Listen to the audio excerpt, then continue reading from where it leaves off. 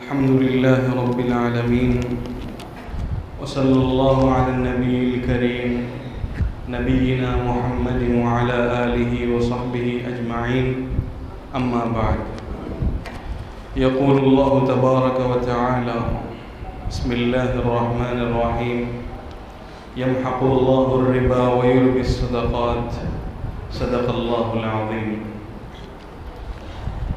محترم حضرات،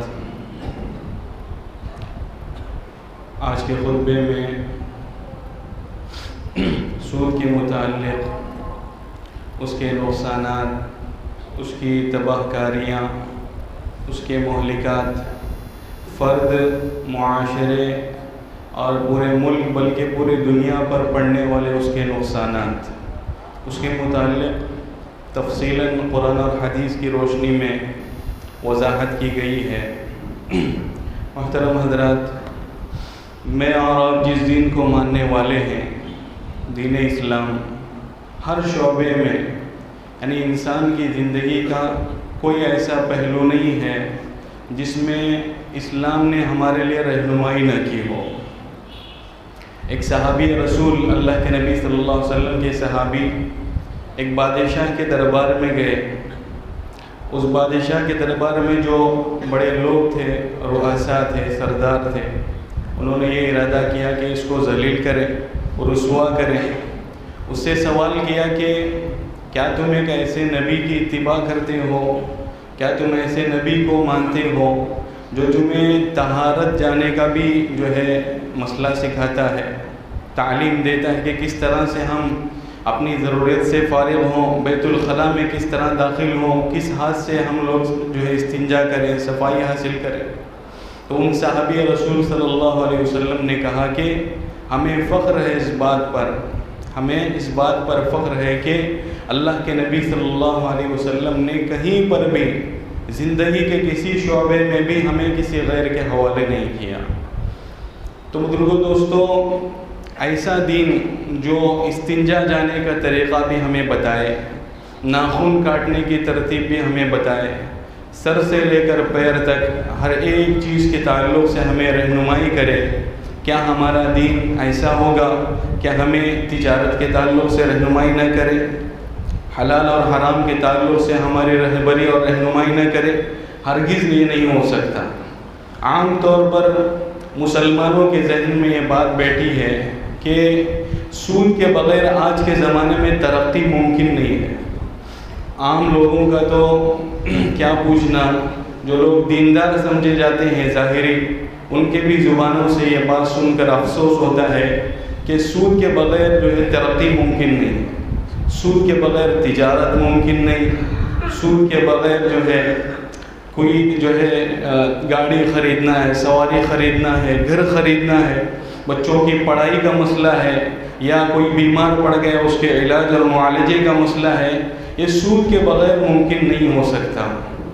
ہم لوگ جو ہے غور کریں، قرآن اور حدیث میں کیسی کیسی وعیدیں سود پر، سود کھانے والے، سود کھلانے والے، ان کے درمیان میں جو ہے کتابت یعنی لکھائی کرنے والے، اور ان کے درمیان میں گواہی وٹنس بننے والے، ان کے متعلق کیسی کیسی وعیدیں آئی ہیں.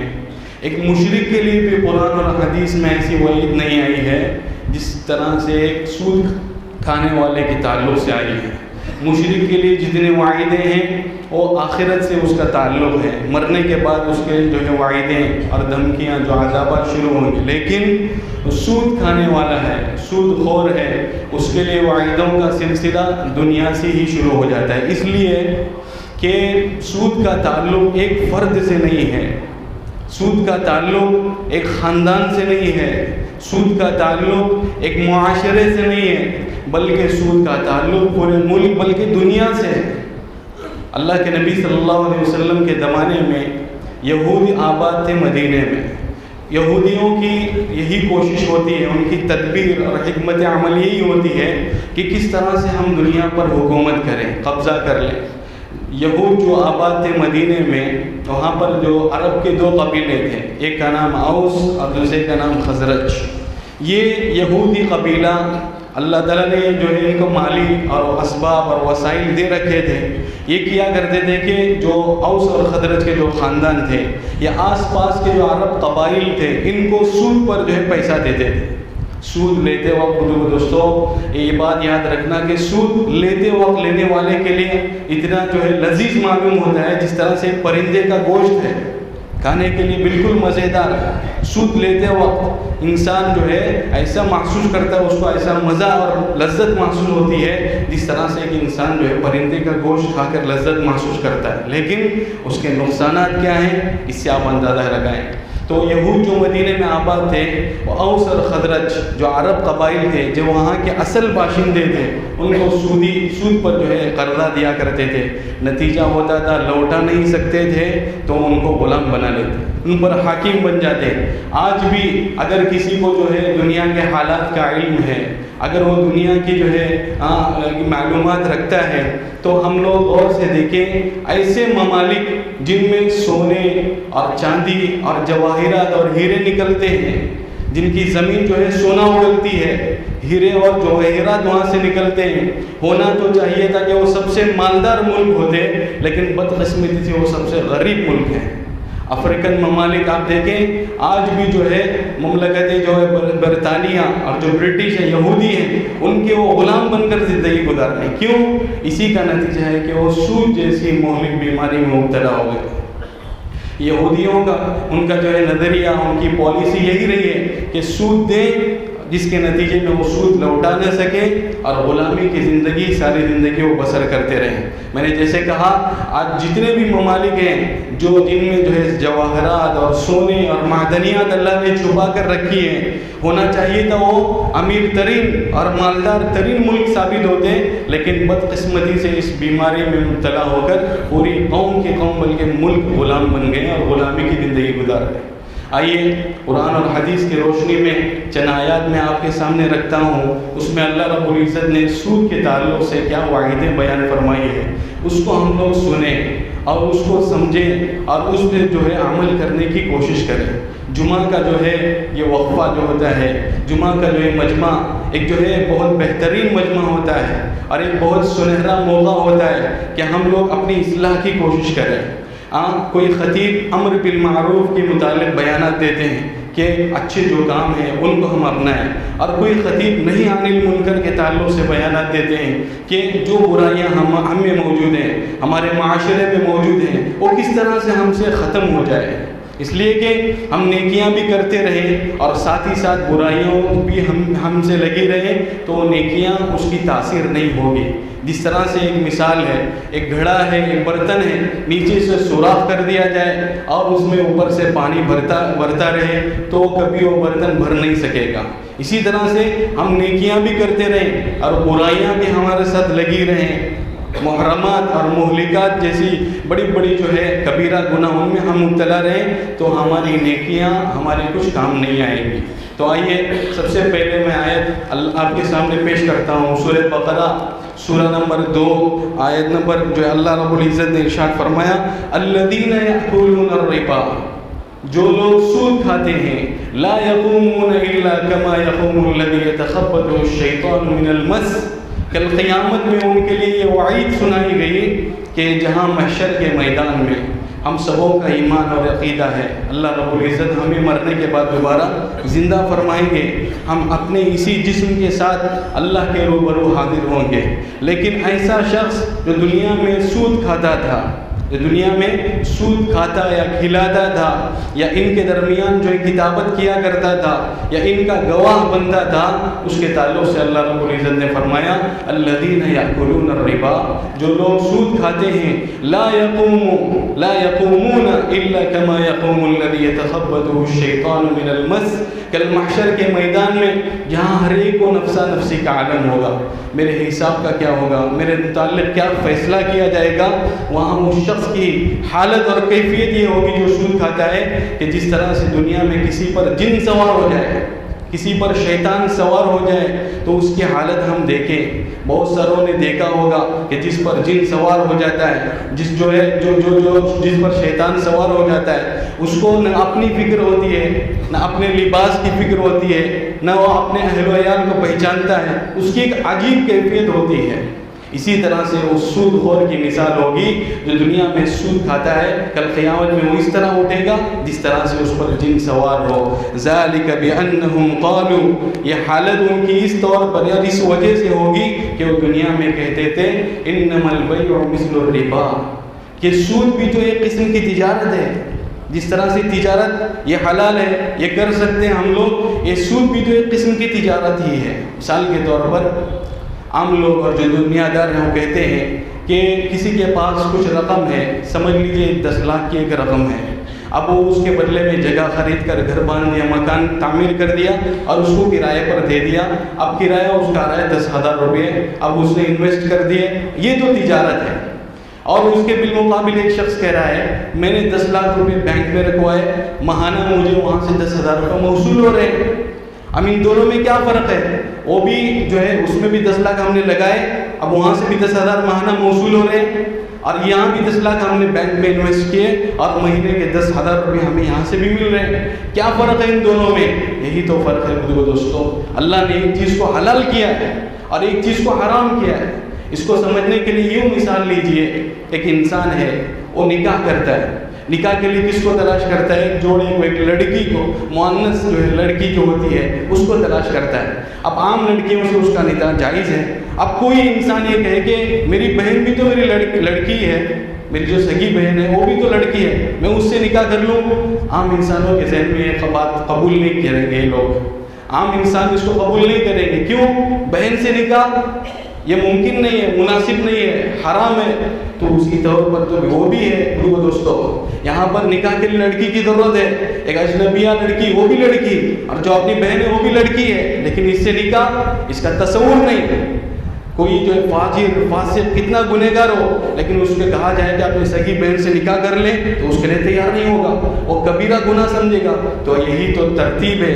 اللہ نے ایک چیز کو حلال کیا ہے جس کو تجارت کہتے ہیں، اور ایک چیز کو حرام کیا ہے جس کو ہم انٹرسٹ کہتے ہیں، سود کہتے ہیں. اس کو سمجھنے کی بات ہے. ذالک بانہم قالوا انما البیع مثل الربا احل اللہ البیع وحرم الربا. اللہ نے جو تجارت ہے اس کو حلال قرار دیا ہے. تجارت کریں، اپنی جو ہے مال سے محنت کریں، کوشش کریں. مختلف قسم کا اللہ رب العزت نے موقع دیا ہے، مختلف قسم کے مواقع فراہم ہیں تجارت کے، اس میں اپنا پیسہ لگائیں اور اس سے جو کمائی ہے حلال کمائی، اس کی بڑی فضیلت اور عبادت میں شامل ہے. حلال کمائی عبادت میں شامل، افضل ترین عبادت ہے کہ انسان حلال کمائی کی فکر کرے. لیکن وہیں پر حرام طریقے سے کمائی یہ وبال جان ہے، دین اور دنیا کو نقصان پہنچانے والی ہے. فمن جاءه موعظة من ربه فانتهى فله ما سلف. اللہ تعالیٰ فرماتے ہیں اگر کوئی لا علمی میں کام کر بیٹھے، علم نہیں تھا، معلومات نہیں تھی، کسی عالم سے اس نے رابطہ نہیں کیا. آج کل جو ہے ربا اور سود الگ الگ شکلوں میں لا کر ہم کو پیش کیا جا رہا ہے، جہاں پر جو ہے عوام الناس تو مبتلا ہے ہی، لیکن جو دیندار کہتے ہیں، دیندار گھرانے سمجھے جا رہے ہیں، وہ بھی ان میں مبتلا ہے. الگ الگ کمپنیوں کے عنوان سے جہاں ظاہراً جو ہے ہم کو قرآن اور حدیث دکھائی جا رہی ہے، اور ان کا جو ہے اگر ڈیپلی موازنہ کیا جائے، مطالعہ کیا جائے تو وہ سود کے ایک دروازے میں ہم کو داخل کر رہا ہے. تو لہٰذا اللہ رب العزت فرماتے ہیں فمن جاءه موعظة من ربه فانتهى فله ما سلف. اگر کسی کو معلوم نہیں تھا، لا علمی میں سودی کاروبار میں مبتلا ہو گیا، تو اللہ تعالیٰ فرماتے ہیں تو اس پر کوئی گناہ نہیں ہے. فَلَهُ مَا سَلَفَ وَأَمْرُهُ إِلَى اللَّهِ وَمَنْ عَادَ فَأُولَٰئِكَ أَصْحَابُ النَّارِ هُمْ فِيهَا خَالِدُونَ. جان بوجھ کر معلومات ہونے کے باوجود بھی اگر کوئی سودی کاروبار کرتا ہے، لین دین کرتا ہے، فَأُولَٰئِكَ أَصْحَابُ النَّارِ. اللہ نے فرمایا جہنمی ہے ایسا شخص جو معلومات ہوتے ہوئے بھی سودی کاروبار میں ملوث ہے. معلومات نہیں ہے، سودی کاروبار میں مبتلا ہے، اللہ فرمانے کوئی بات نہیں. فَلَهُ مَا سَلَفَ اور جو گزر گیا وہ اللہ رب العزت اس کو معاف فرمائیں گے. اللہ رحیم اور کریم ہے. تو اس معاشرے میں اس مجمع میں بھی اگر کوئی ایسا شخص موجود ہے جو سودی کاروبار میں مبتلا ہے, اگر کسی کو شک بھی ہے, تردد بھی ہے, شبہ ہے کہ یہ میرا کاروبار سودی ہو سکتا ہے یا نہیں ہو سکتا ہے, تو اسے بھی چاہیے کہ اپنے علماء سے رجوع کرے, اپنے علماء سے جو ہے رجوع کرے, جو علماء حق ہیں, جن کے تعلق سے ہمیں اطمینان ہے, ان کے اعمال اور جو ہے ان کے کردار پر ہمیں اطمینان ہے, ان سے رجوع کر اپنے معاملات کو حل کریں. اب سب سے بڑا نقصان یہی ہو رہا ہے کہ علماء سے عوام کو توڑا جا رہا ہے, علماء سے عوام کو دور کیا جا رہا ہے. لہذا عوام کیا ہو رہی ہے بھائی, بے راہ روی کی اختیار کر رہی ہے, بے دینی اختیار کر رہی ہے, بے دینی کے راہوں میں چل رہی ہے. کیوں؟ نتیجہ کیا ہے؟ علماء سے دوری. آگے اللہ رب العزت فرماتے ہیں یمحق اللہ الربا ویربی الصدقات. اللہ رب العزت کا قاعدہ ہے, قانون ہے کہ اللہ رب العزت صدقات کے مال کو بڑھاتے ہیں. صدقہ دیا, مال کم نہیں ہوگا, اللہ بڑھا کر دکھائیں گے. اللہ نے قسمیاں, اللہ کے نبی صلی اللہ علیہ وسلم نے قسم کے طور پر 3 باتیں ارشاد فرمائی. اس میں سے ایک بات یہی ہے کہ جو صدقہ دیتا ہے, خیرات کرتا ہے, اللہ تعالیٰ اس کے مال کو ضرور بڑھا کر دکھاتے ہیں. اور یربی الصدقات, اور اللہ تعالیٰ نے فرمایا یمحق اللہ الربا. اب جو سود ہے وہ بڑھتا ہوا نظر آتا ہے, ظاہری شکل اس کی بڑھتی ہوئی نظر آ رہی ہے, لیکن اللہ کا اعلان ہے, ہماری آنکھ غلط دیکھ سکتی ہے, ہمارے کان غلط سن سکتے ہیں, لیکن اللہ اور اس کے نبی کا فرمان کبھی بھی غلط نہیں ہو سکتا ہے. کہ ایمان والے کا ایک یقین ہے. اللہ فرما رہے ہیں یمحق اللہ الربا, سود کو اللہ تباہ کر رہیں گے, برباد کر رہیں گے. اس کی تجارت میں کبھی فائدہ نہیں ہوگا. الگ الگ طریقے سے اللہ تعالیٰ اس کے مال کو ضائع کر دیں گے, چوری کے ذریعے سے, آسمانی آفات کے ذریعے سے, زمینی آفات کے ذریعے سے. اللہ کے نبی صلی اللہ علیہ وسلم نے فرماتے ہیں جو بھی مال پر نقصان آتا ہے وہ آدمی کے اپنے اعمال کی کردود کی وجہ سے, برتاؤ کی وجہ سے. اللہ فرماتے ہیں یا ایھا الذین آمنوا اتقوا اللہ. آگے اللہ نے فرمایا کہ اے ایمان والو, اے وہ لوگ جنہوں نے ایمان لائے, اللہ سے ڈرو. وَذَرُوا مَا بَقِیَ مِنَ الرِّبَا إِن كُنتُم مُؤْمِنِينَ. اگر تمہارے دلوں میں ایمان ہے, اگر تم سچے پکے مومن ہو تو جو ہے سود کو چھوڑ دو, سودی کاروبار کو چھوڑ دو. یہ آیت جب نازل ہوئی, بہت سارے صحابہ تھے جو سودی کاروبار میں مبتلا تھے, بہت سارے صحابہ. چونکہ یہ حرمت نازل نہیں ہوئی تھی, یہ حرمت نازل نہیں ہوئی تھی. جہاں نماز پڑھ رہے ہیں, صدقہ دے رہے ہیں, روزے رکھ رہے ہیں, وہیں سودی کاروبار بھی کر رہے ہیں صحابہ. کیوں؟ حرمت ثابت نہیں ہوئی تھی, نازل نہیں ہوئی تھی. لیکن جب یہ حرمت نازل ہوئی تو صحابہ نے منہ عن اس پر عمل کیا. ایک مثال میں دیتا ہوں, حجۃ الوداع کے موقع پر یہاں اللہ کے نبی صلی اللہ علیہ وسلم کے سامنے 1.25 لاکھ صحابہ کا مجمع تھا. وہاں پر جو آپ کے چچا تھے حضرت عباس بن عبد المطلب رضی اللہ عنہ, سب سے بڑا سودی کاروبار چلانے والے, سب سے بڑا سودی کاروبار چلانے والے حضرت عباس رضی اللہ عنہ سے جو ایک آیت نازل ہوئی. اللہ کے نبی صلی اللہ علیہ وسلم نے اعلان کیا کہ آج سے اللہ تعالیٰ نے سود کو حرام کر دیا, تو میں سب سے پہلے اپنے چچا عباس کا سود کیا کرتا ہوں, معاف کرتا ہوں.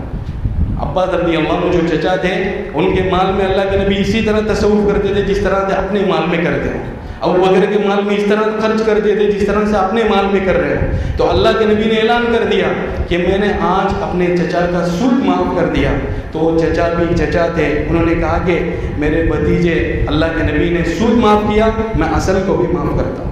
میں نے جتنا اصل دیا ہے وہ بھی لوٹانے کی ضرورت نہیں ہے. تو اللہ فرما رہے جو فرمائے کہ اگر تم مومن ہو تو جتنا سود لیا ہے اس کو واپس دے دو. جو تمہارا اصل ہے اس میں کوئی حرج نہیں, اس کو واپس لے سکتے ہو, لیکن سود جو ہے وہ تمہارا ہے ہی نہیں. ایک مظلوم ہے بیچارہ, جو ہے پریشان حال ہے, قرض مانگنے کے لیے آپ کے لیے پاس آ رہا ہے, اور آپ پر اس پر ظلم کر رہے ہیں کہ 1 لاکھ روپیہ لیے 1.5 لاکھ واپس لوٹانا ہے. آپ اس کی مدد تھوڑی کر رہے ہیں, آپ اس پر ظلم کر رہے ہیں, اس مظلوم پر آپ جو ہے اور بوجھ ڈال رہے ہیں. یہ جو سود کا نظام ہے اس میں جو ہے سراسر ظلم کا نظام ہے. امیر آدمی امیر اور غریب آدمی غریب ہو جاتا ہے. تو یہ مختصراً آیتیں جو سورہ بقرہ میں اللہ رب العزت نے ایک ہی صف پر یہ متعدد جو ہے سود کی حرمت کی آیتیں بیان فرمائی, میں نے آپ کے سامنے پیش کی. ایک 4 احادیث پیش کر آپ اپنی بات ختم کرتا ہوں. صحیح مسلم کی روایت ہے, اللہ کے نبی صلی اللہ علیہ وسلم فرماتے ہیں کہ 7 ہلاک کرنے والی چیزوں سے بچیں. ایسے تو گناہ بہت ہیں, لیکن 7 ایسے کبیرہ گناہ ہیں جو انسان کو ہلاک کر دیتے ہیں. اس میں سے شرک ہے, والدین کی نافرمانی ہے, شراب پینا ہے. اس میں سے ایک یہ بھی ہے کہ سود کھانا, اور سود لینا یہ بھی انسان کو تباہ کر دیتا ہے، ہلاک کر دیتا ہے۔ اللہ نے کسی گناہ کے اوپر جو ہے اپنے سے جنگ کا وعدہ نہیں کیا ہے، لیکن سود ایک ایسی بیماری ہے، ایسا گناہ ہے، اللہ رب العزت اس سے اپنا اعلان جنگ کر رہے ہیں۔ فَأْذَنُوا بِحَرْبٍ مِّنَ اللَّهِ وَرَسُولِهِ، اللہ اور اس کے رسول سے جنگ کے لیے تیار ہو جاؤ اگر سودی کاروبار کرنا ہے تو۔ سوچ کر دیکھیں دوستوں، دشمن جتنا طاقتور ہوتا ہے اس کے حساب سے انسان تیاری کرتا ہے۔ ہمارا جو سود کھانے والا ہے اس کا دشمن کون ہے؟ اللہ اور اس کے رسول۔ اس سے جنگ کرنے کی ان کے اندر صلاحیت ہوگی، طاقت ہوگی، تو اس کے لیے دوستوں اللہ کے نبی صلی اللہ علیہ وسلم نے فرمایا، ابو ہریرہ رضی اللہ عنہ فرماتے ہیں 4 آدمیوں پر اللہ کا حق ہے کہ ان کو جنت میں داخلہ نہ دے۔ 4 آدمیوں پر، ایک تو وہی ہے جو مسلسل شراب پینے والا، اور دوسرے نمبر پر سود کھانے والا۔ اللہ کے نبی صلی اللہ علیہ وسلم نے سود لینے والے پر، سود کھانے، سود کھلانے اور سودی کاروبار کے درمیان گواہ بننے اور سودی کاروبار کی کتابت کرنے والوں پر لعنت کی ہے۔ آج کل کے جو بینکنگ نظام ہے وہ سارا کا سارا سود پر مشتمل ہے دوستوں۔ ایسے جو احباب ہیں جو بینک میں لا علمی کی وجہ سے مبتلا ہو گئے، ملوث ہو گئے، توبہ کر لیں، حلال کمائی کمائیں۔ اللہ رب العزت کی دنیا وسیع ہے، الرزق دینے والی ذات اللہ کی ہے۔ جہاں سے اللہ فرما رہے ہیں کہ ممنوع ہے، منع ہے، وہاں سے ہم رزق حاصل کبھی نہ کریں۔ اگر انجانے میں لا علمی میں ملوث ہو گئے، فائنانس میں اور بینکنگ سسٹم میں اگر ملوث ہو گئے، توبہ کر لیں۔ موت سے پہلے توبہ کا دروازہ کھلا ہے، اور اللہ رب العزت اپنی مدد دکھاتا ہے جب بندہ ہمت، ارادہ اور پختہ عزائم کر جو اس میں مبتلا ہے اس کو چھوڑ دے۔ اللہ رب العزت اس کے لیے 10 طریقے سے راہیں نکالتا ہے۔ ایک راہ وہ چھوڑ دیتا ہے، ایک طریقہ اور ذریعہ چھوڑ دیتا ہے، اللہ تعالیٰ 10 ذرائع اس کے لیے نکال کر دکھاتے ہیں۔ جو بینک میں کام کر رہے ہیں، یہ بالکل ان کو دوستوں وہ سود پر جو کام کر رہے ہیں، سود کا پیسہ ہے جو ان کو معاوضے کے طور پر دیا جاتا ہے۔ اور اگر وہ کہیں گے ہم اپنی محنت کا لے رہے ہیں، ہم اپنے کام کا لے رہے ہیں، بالکل اس کی گنجائش نہیں ہے۔ جو سود بینک میں کام کر رہے ہیں ان کے گھر جا کر کھانا ہم چھوڑ دیں گے دوستوں، ورنہ یہ تعاون علی الاسم ہوگا، گناہوں پر ان کا تعاون کرنا ہوگا۔ اکثر لوگ کہتے ہیں رشتہ داری ہے، بھائی ہے، برا مان جائے گا، ہم ایک مرتبہ جا کر کھا لیتے ہیں، پھر ہم اس کو صدقہ دے دیں گے، جتنا کھایا اس کا صدقہ ہم دے دیں گے۔ اس کی مثال یوں سمجھ لے کہ ہم آگ بھی کھائیں گے پھر اس کے اوپر پانی پی لیں گے۔ اس کی مثال ایسی ہوگی کہ ہم پہلے آگ کھا لیں پھر اس کے اوپر ہم پانی پی لیں، تو اس کو عقل مند نہیں کہا جاتا۔ تو اس کے لیے دوستوں جو بینک میں مبتلا ہے، بینکنگ سسٹم میں مبتلا ہے، وہ اس سے توبہ کر لیں موت سے پہلے۔ اللہ کے نبی صلی اللہ علیہ وسلم فرماتے ہیں سود کے ادنا سے ادنا درجہ 73 جلدے اللہ کے نبی صلی اللہ علیہ وسلم فرمائے سود کے سب سے ادنا اور کمتر درجہ یہ ہے کہ انسان اپنی ماں کے ساتھ زنا کرے۔ زنا یہ تو بالکل عائب دار چیز ہے، اکبر الکبائر ہے، لیکن کوئی انسان اپنی ماں کے ساتھ زنا کرے اس کا تصور نہیں ہو سکتا۔ اللہ کے نبی نے مثال کے طور پر فرمایا کہ تاکہ انسان کے ذہن میں بات بیٹھ جائے اچھے طریقے پر، اور اس کی شنیعت، اس کی برائی انسان کے ذہن میں بیٹھ جائے۔ ایک انسان ہے جو اپنی ماں کے ساتھ زنا کرے اس کو کس طرح عائب سمجھا جاتا ہے، اسی طرح سے عائب ہے انسان کا سود اختیار کرنا۔ تو اللہ رب العزت سے دعا ہے کہ اللہ رب العزت ہمیں اس نحوست سے، اس وبال سے اور اس گناہ سے ہم سب کی حفاظت فرمائے۔ پورا معاشرہ دوستوں عام خاص طور پر اس میں مبتلا ہے، کسی نہ کسی طریقے سے اس کی تجارت سود سے مل رہی ہے، سودی کاروبار سے مل رہی ہے۔ تو یہی وجہ ہے کہ ہماری تجارتیں ترقی نہیں کر رہی ہیں، یہی وجہ ہے کہ ہماری کمائی میں برکتیں نہیں ہیں، یہی وجہ ہے کہ ہم پر پریشانیاں ہم پر مبتلا ہیں، بیماریاں ہم پر مبتلا ہیں۔ تو اس کے لیے ہم ارادہ کریں، کوشش کریں کہ انشاءاللہ ہم حلال کمائی کمائیں گے، اس میں اللہ رب العزت نے برکت رکھی ہے، دنیا کی بھی اور آخرت کی بھی۔ اللہ رب العزت سے دعا ہے کہ ہم تماموں کو رزق حلال کمانے کی توفیق نصیب فرمائے اور حرام سے ہم سب کی حفاظت فرمائے۔ وآخر دعوانا الحمد للہ۔